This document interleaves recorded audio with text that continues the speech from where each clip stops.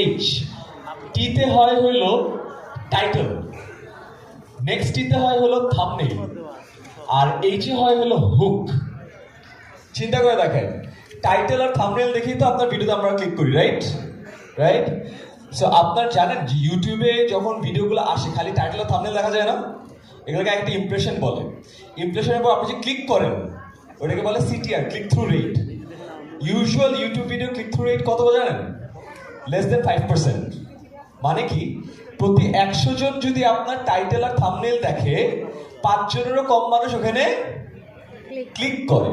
তার মানে চিন্তা করেন, আপনার ভিডিও যে 100 জনের সামনে গেল, 95 জন ওটা রিজেক্ট করলো কিসের উপর বেস করে? টাইটেল আর থাম্বনেল। তাহলে চিন্তা করে দেখছেন টাইটেল আর থাম্বনেল কত ইম্পর্টেন্ট। একটা ভিডিওর 95% মানুষ রিজেক্ট করলো শুধুমাত্র